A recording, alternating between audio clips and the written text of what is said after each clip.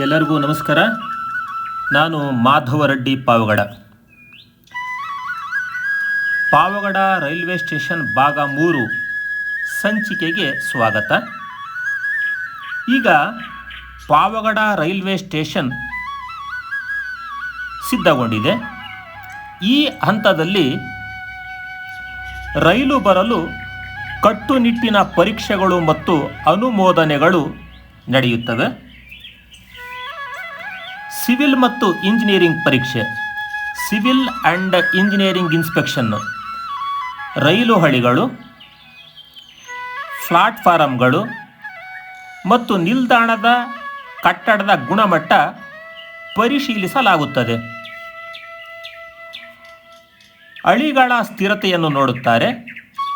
ಸರಿಯಾದ ಅಂತರದಲ್ಲಿ ಇವೆಯೇ, ಭಾರವಾದ ರೈಲನ್ನು ತಡೆಯುವ ಸಾಮರ್ಥ್ಯ ಹೊಂದಿವೆಯೇ ಎಂದು ಪರೀಕ್ಷಿಸಲಾಗುತ್ತದೆ. ಬಾಲೆಸ್ಟ್ ಅಂದರೆ ಹಳಿಗಳ ಕೆಳಗಿರುವ ಕಲ್ಲುಗಳ ಜೋಡಣೆ ಮತ್ತು ಸಾಂದ್ರತೆಯನ್ನು ನೋಡಲಾಗುತ್ತದೆ. ಇದಾದ ನಂತರ ಸಿಗ್ನಲಿಂಗ್ ಮತ್ತು ಟೆಲಿಕಾಂ ಪರೀಕ್ಷೆ. ಇದು ರೈಲುಗಳ ಸುರಕ್ಷತಾ ಸಂಚಾರಕ್ಕೆ ಅತ್ಯಂತ ಪ್ರಮುಖ ಹಂತ. ಇಂಟರ್ಲಾಕಿಂಗ್ ಪರೀಕ್ಷೆ ಅಂದರೆ ಒಂದು ಹಳಿಯಲ್ಲಿ ರೈಲು ಇರುವಾಗ ಮತ್ತೊಂದು ರೈಲು ಅದೇ ಹಳಿಗೆ ಬರದಂತೆ ತಡೆಯುವ ತಾಂತ್ರಿಕ ವ್ಯವಸ್ಥೆಯನ್ನು ಪರೀಕ್ಷಿಸಲಾಗುತ್ತದೆ. ಸಿಗ್ನಲ್ ದೃಶ್ಯತೆ ಅಂದರೆ ಲೋಕೋ ಪೈಲಟ್ಟುಗಳಿಗೆ ಅಂದರೆ ರೈಲ್ವೆ ಡ್ರೈವರ್ಗಳಿಗೆ ಸಿಗ್ನಲ್ಗಳು ಸರಿಯಾಗಿ ಕಾಣಿಸುತ್ತವೆಯೇ ಎಂದು ಖಚಿತಪಡಿಸಿಕೊಳ್ಳಬೇಕಾಗುತ್ತದೆ. ರೈಲ್ವೆ ಸುರಕ್ಷತಾ ಆಯುಕ್ತರ ತಪಾಸಣೆ ಅಂದರೆ CRS, commissioner of railway safety. ಇದು ಅಂತಿಮ ಮತ್ತು ಅತ್ಯಂತ ನಿರ್ಣಾಯಕ ಹಂತ. ಇದರಲ್ಲಿ ಏನು ನೋಡ್ತಾರಂದರೆ ಸ್ಪೀಡ್ ಟ್ರಯಲ್, ಖಾಲಿ ರೈಲನ್ನು ನಿಗದಿಪಡಿಸಿದ ವೇಗಕ್ಕಿಂತ ಹೆಚ್ಚಿನ ವೇಗದಲ್ಲಿ ಅಂದರೆ ಗಂಟೆಗೆ 100ರಿಂದ 120 ಕಿಲೋಮೀಟರ್ ವೇಗದಲ್ಲಿ ಓಡಿಸಲಾಗುತ್ತದೆ. ಆಗ ಹಳಿಗಳ ಸ್ಥಿರತೆಯನ್ನು ಪರೀಕ್ಷಿಸಲಾಗುತ್ತದೆ. ಇದನ್ನು ರೈಲ್ವೆ ರನ್ ಎಂದು ಕರೆಯಲಾಗುತ್ತದೆ. ಇದಾದ ನಂತರ ಸುರಕ್ಷತಾ ಪ್ರಮಾಣ ಪತ್ರ ನೀಡಲಾಗುತ್ತದೆ. ಈ ಎಲ್ಲ ಪರೀಕ್ಷೆಗಳಲ್ಲಿ ತೃಪ್ತರಾದ ನಂತರವೇ CRS ರವರು ರೈಲು ಸಂಚಾರಕ್ಕೆ ಅಧಿಕೃತ ಅನುಮತಿ ನೀಡುತ್ತಾರೆ. ವಿದ್ಯುದೀಕರಣ ಅಂದರೆ ಈ ಎಲೆಕ್ಟ್ರಿಫಿಕೇಷನ್ ಇನ್ಸ್ಪೆಕ್ಷನ್. ಈ ವ್ಯವಸ್ಥೆಯನ್ನು ಪಾವಗಡದ ಮಾರ್ಗಕ್ಕೆ ಸದ್ಯಕ್ಕೆ ಅಳವಡಿಸಿರುವುದಿಲ್ಲ. ಇಲ್ಲಿ ಕರೆಂಟ್ನಲ್ಲಿ ರೈಲು ಓಡೋದಿಲ್ಲ. ಅದು ಡೀಸೆಲ್ನಿಂದಲೇ ಓಡುತ್ತೆ. ಈ ಪರೀಕ್ಷೆಯ ಅಗತ್ಯತೆ ಇಲ್ಲಿ ಬರುವುದಿಲ್ಲ. ನಿಲ್ದಾಣದ ಮೂಲಭೂತ ಸೌಲಭ್ಯಗಳ ಪರಿಶೀಲನೆ ಮಾಡಲಾಗುತ್ತದೆ. ಪ್ರಯಾಣಿಕರ ಸುರಕ್ಷತೆ ಮತ್ತು ಅನುಕೂಲಕ್ಕಾಗಿ ಕುಡಿಯುವ ನೀರಿನ ವ್ಯವಸ್ಥೆ, ಶೌಚಾಲಯದ ವ್ಯವಸ್ಥೆ, ಬೆಳಕಿನ ವ್ಯವಸ್ಥೆ, ಟಿಕೆಟ್ ಕೌಂಟರ್ ಮತ್ತು ಮಾಹಿತಿ ಫಲಕಗಳ ಕಾರ್ಯನಿರ್ವಹಣೆ ಇವೆಲ್ಲವನ್ನೂ ಕ್ರಮಬದ್ಧವಾಗಿ ನಿರ್ವಹಿಸಿರಬೇಕು. ಈ ಎಲ್ಲ ತಾಂತ್ರಿಕ ಪರೀಕ್ಷೆಗಳು ಮುಗಿದ ನಂತರ ರೈಲ್ವೆ ಮಂಡಳಿಯು ಪಾವಗಡ ಮಾರ್ಗದಲ್ಲಿ ರೈಲುಗಳ ವೇಳಾಪಟ್ಟಿಯನ್ನು ಅಂದರೆ ಟೈಮ್ ಟೇಬಲನ್ನು ನಿಗದಿಪಡಿಸುತ್ತದೆ. ಆ ನಂತರವಷ್ಟೇ ಸಾರ್ವಜನಿಕ ಸಂಚಾರಕ್ಕೆ ಚಾಲನೆ ಸಿಗುತ್ತದೆ. ಈ ಒಂದು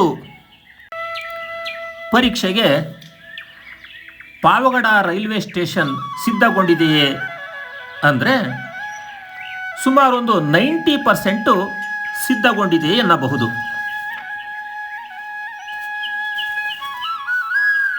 ಪಾವಗಡ ತಾಲೂಕಿನಲ್ಲಿ ಬರುವಂತಹ ರೈಲ್ವೆ ಸ್ಟೇಷನ್ಗಳು 2. ಪಾವಗಡ ಟೌನ್ನಲ್ಲಿ ಒಂದಿರುತ್ತೆ, ಇನ್ನೊಂದು ದೊಡ್ಡಹಳ್ಳಿ. ಈ 2 ರೈಲ್ವೆ ಸ್ಟೇಷನ್ ಪಾವಗಡ ತಾಲೂಕಿನಲ್ಲಿ ಬರೋದು. ಪಾವಗಡದ ಮುಂದಕ್ಕೆ ಅಂದರೆ ಮಡಕಶಿರ ಕಡೆ ನಡೆದರೆ ಅಲ್ಲಿ ಕೊಟ್ಯಾಲಂ ಎಂಬ ಊರಿಗೆ ರೈಲ್ವೆ ಸ್ಟೇಷನ್ ಇದೆ. ಆ ಸ್ಟೇಷನ್ನು ನಮ್ಮ ಪಾವಗಡ ತಾಲೂಕಿನ ರಾಜವಂತಿಗೆ ಹತ್ತಿರದಲ್ಲಿದೆ. ರಾಜವಂತಿ ಊರಿನ ಜನಕ್ಕೆ ಅದು ಅನುಕೂಲವಾಗಬಹುದು. ಪಾವಗಡ ತಾಲೂಕಿನಲ್ಲಿ ಒಟ್ಟು 36 ಕಿಲೋಮೀಟರ್ ದೂರ ರೈಲು ಸಂಚರಿಸುತ್ತದೆ. ಪಾವಗಡ ರೈಲ್ವೆ ಸ್ಟೇಷನ್ ಭಾಗ 2ರಲ್ಲಿ ಕಾಮೆಂಟ್ ಬಾಕ್ಸಲ್ಲಿ ಒಂದು ಪ್ರಶ್ನೆ ಇತ್ತು, ರೈಲು ಎಲ್ಲಿಂದ ಬರುತ್ತೆ ಅಂತ. ಸದ್ಯಕ್ಕೆ ರೈಲು ಕಲ್ಯಾಣದುರ್ಗ ತಾಲೂಕಿನ ಕದಿರದೇವರಪಲ್ಲಿ ಎಂಬುವ ಊರಿನ ತನಕ ಬಂದು ವಾಪಸ್ ಹೋಗುತ್ತೆ. ಆ ರೈಲಿನ ಮೇಲೆ ಕದಿರದೇವರಪಲ್ಲಿ ಇಟ್ಟು ತಿರುಪತಿ ಎಂದು ಎಲ್ಲ ಬೋಗಿಗಳ ಮೇಲೆ ನಾಮಫಲಕ ಹಾಕಿದ್ದಾರೆ. ರೈಲು ಎಲ್ಲಿಂದ ಹೇಗೆ ಪಾವಗಡಕ್ಕೆ ಬರುತ್ತೆ ಅಂದರೆ, ತಿರುಪತಿಯಿಂದ ಹೊರಟಂತಹ ರೈಲು ಧರ್ಮಾವರಂಗೆ ಬರುತ್ತೆ, ನಂತರ ಬಳ್ಳಾರಿ ತಲುಪುತ್ತೆ. ಅಲ್ಲಿಂದ ರಾಯದುರ್ಗ, ಕಲ್ಯಾಣದುರ್ಗ, ಕದಿರದೇವರಪಲ್ಲಿ, ಕಂಬದೂರು, ದೊಡ್ಡಹಳ್ಳಿ, ಪಾವಗಡ ಈ ಮಾರ್ಗವಾಗಿ ಕ್ರಮಿಸುತ್ತದೆ.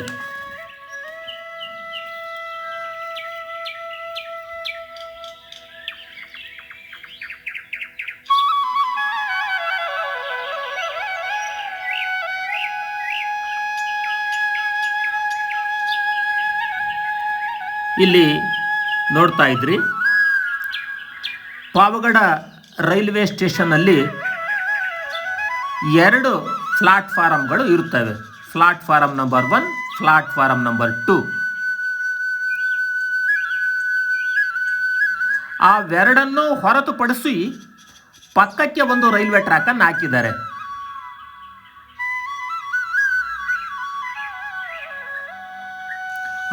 ಈಗ ಇದು ನೋಡಿ, ಇದು ಹಳೆ ಲಾರಿ. ಇದಕ್ಕೆ ರೈಲಿನ ಗಾಲಿಗಳನ್ನು ಜೋಡಿಸಿದ್ದಾರೆ, ರೈಲ್ ಗಾಲಿಗಳವು. ಈ ಲಾರಿ ರಸ್ತೆಯಲ್ಲೂ ಚಲಿಸುತ್ತೆ, ರೈಲ್ವೆ ಹಳಿಯ ಮೇಲೂ ಚಲಿಸುತ್ತೆ. ಇದು ನೋಡ್ತಾ ಇದ್ದೀರಿ, ಇಲ್ಲಿ ಟ್ರ್ಯಾಕ್ ನಂಬರ್ 2ಕ್ಕೆ ರೈಲು ಬರಬೇಕು ಅಂದರೆ ಇಲ್ಲಿ ಚೇಂಜ್ ಮಾಡ್ತಾರೆ. ಪಾವಗಡ ರೈಲ್ವೆ ಸ್ಟೇಷನ್ನಲ್ಲಿ ಸೆಂಟ್ರಿಗೆ ಏನು ರೈಲ್ವೆ ಟ್ರ್ಯಾಕ್ ಇದೆ ಅದು ನೇರವಾಗಿ ಇರುತ್ತದು. ಪ್ಲಾಟ್ಫಾರಮ್ಗೆ ಬರಬೇಕಾದ್ರೆ ಇಲ್ಲಿ ಚೇಂಜ್ ಮಾಡ್ತಾರೆ. ಪ್ಲಾಟ್ಫಾರಮ್ ನಂಬರ್ 2ಗೆ ಇಲ್ಲಿ ಚೇಂಜ್ ಮಾಡಬೇಕಾಗುತ್ತೆ.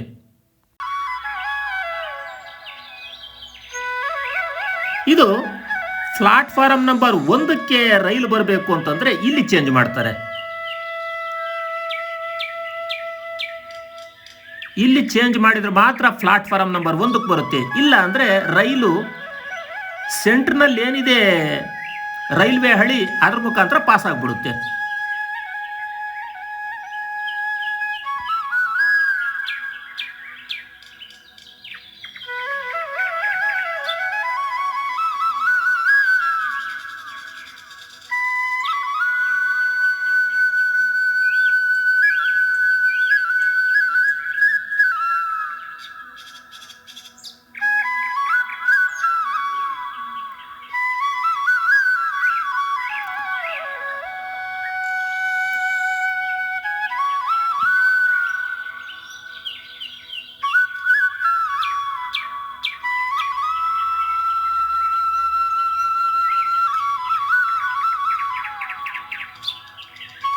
ನೋಡಿ, ಆ ಲಾರಿ ಬಗ್ಗೆ ಹೇಳಿದ್ನಲ್ಲ, ಅದು ನೆಲದ ಮೇಲೂ ಕೂಡ ಚಲಿಸುತ್ತೆ ಅನ್ನೋದಕ್ಕೆ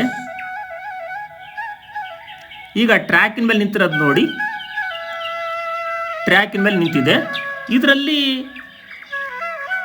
ಸಾಮಾನುಗಳನ್ನು ತುಂಬಿಕೊಂಡು ಕಾಮಗಾರಿ ನಡೆಯುವ ಸ್ಥಳಕ್ಕೆ ಇಲ್ಲಿಂದ ಸಾಗಿಸ್ತಾರೆ. ಇದು ಟ್ರ್ಯಾಕ್ನ ಪರೀಕ್ಷೆ ಮಾಡೋದಕ್ಕೆ ಇಂಜಿನಿಯರ್ಸು ಅವರು ಇವರು ಕೂತ್ಕೊಂಡು ರೈಲ್ವೆ ಟ್ರ್ಯಾಕ್ ಮುಖಾಂತರ ಹೋಗೋದಕ್ಕೆ ಬಳಸ್ತಕ್ಕಂತಹ ಚಿಕ್ಕ ಒಂದು ಇದನ್ನು ರೈಲ್ವೆ ಚಿಕ್ಕ ಒಂದು ಇಂಜಿನನ್ನು ಇದಕ್ಕೆ ಜೋಡಿಸಿದ್ದಾರೆ. ಅದ್ರ ಮುಖಾಂತರ ಹೋಗ್ತಾರೆ.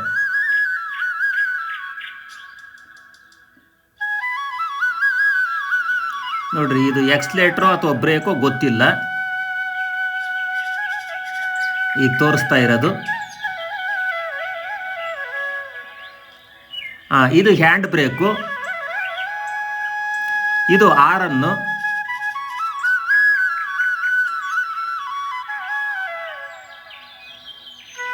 ಇದು ಲೈಟು. ಈ ರೀತಿ ಹಗಲು ರಾತ್ರಿ ಎನ್ನದೇ ಇಂಜಿನಿಯರ್ಸು ಕೆಲಸ ಮಾಡೋದಕ್ಕೆ ಈ ಒಂದು ಚಿಕ್ಕ ವಾಹನದಲ್ಲಿ ಕುಳಿತು ಸಂಚಾರ ಮಾಡ್ತಾರೆ.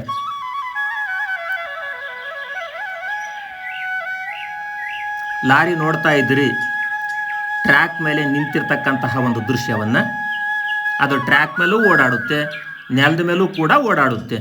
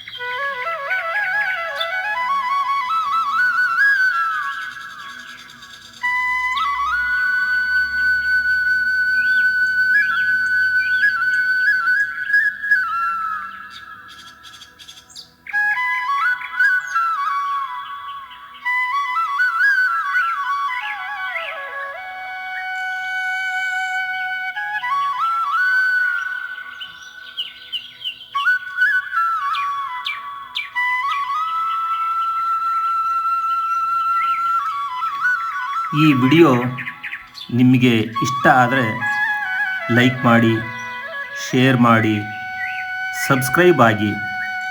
ಇದುವರೆಗೂ ಈ ವಿಡಿಯೋವನ್ನು ವೀಕ್ಷಿಸಿದ್ದಕ್ಕೆ ಧನ್ಯವಾದಗಳು.